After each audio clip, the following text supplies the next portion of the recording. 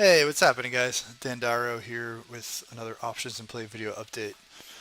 So tomorrow is main expiration for February the 18th. There's gonna be a lot of contracts expiring for me and I mean just in general, right? I mean a lot of people that trade options probably are familiar with OPEX and they probably have quite a bit of contract expiring that day or rolling or managing, right? So there's a lot that goes on with OPEX.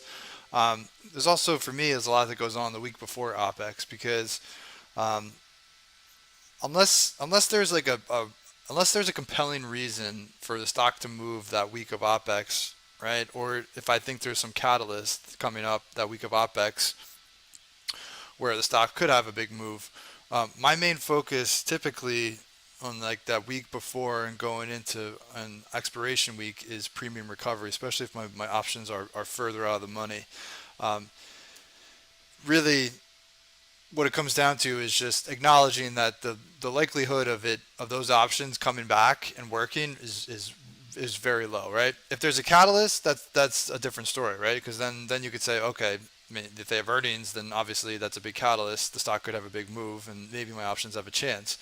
It's still a low chance, a small chance, but it's better than no chance, right? Ford. So let me talk this through. So Ford was a really great swing trade for us. Started at I think believe the end of September. I can't remember. It was a long time ago.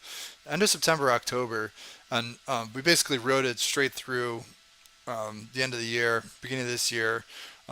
Rolled up a few times, worked great, but then the stock pulled back in January, and I mean since then it's been totally out of play. Earnings got hit hard. We carried some options through earnings. Stock got hit hard. Options got hit hard, and essentially for the last 2 weeks they basically been trading without any bid. All right, so in this case, had there been an opportunity, I would have been attempting to salvage some premiums starting last week, right? But because the options were further out of the money and they basically had no bid, there wasn't a chance to do that.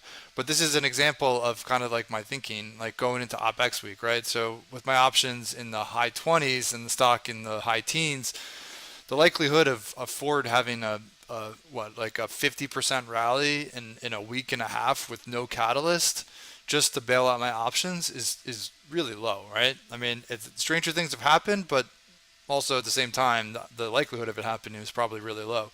So, instead of trying to be stubborn and say like, oh, I'm going to hold these to a zero, if you can recover, if you can recover 5%, 3%, right, 4% of those option value, yeah, it might not seem like a lot, and especially when you lose 95%, right? But if you have 10 trades and you recover 5% instead of those going to zero, I mean, that starts to add up, right? Like 5% here, 5% there, 5% there, instead of those all being zero, that ends up being something. So it's like, yeah, you could say, oh, I'm just going to hold it. I mean, I already lost 95%. I'm going to hold it for the next 5% just to see if something happens. But, if you come to the conclusion or the realization that the probability of it working is very, very, very low, then, you know, premium recovery, trying to salvage that small premium, it again, it might not seem like a lot, but if you're doing a lot of trades and you're getting to this point where, like the options aren't worth much, you can salvage that 3, 4, 5, 6% premium. Well, again, over like 10, 12, 20, 30, 40 trades, that can really be a significant amount of money, right? So something to think about, and kind of like, I wanted to talk about it because especially if you trade a lot of options, and I know this is something that, well, I mean, not just OPEX week, but like all expiration cycles, is that um, you're always like this battle. It's like, do I hold or do I close? And really, if you are truthful with yourself, probably makes sense to close more often than not because the likelihood of that trade working is probably pretty low, especially if the options are further out of the money. All right. So, if you like this video and you're looking for more information about trading options and managing options, please follow up with the link in the description of the video for more information on options and play. Have a fantastic night, stay well, and I will talk to you all tomorrow.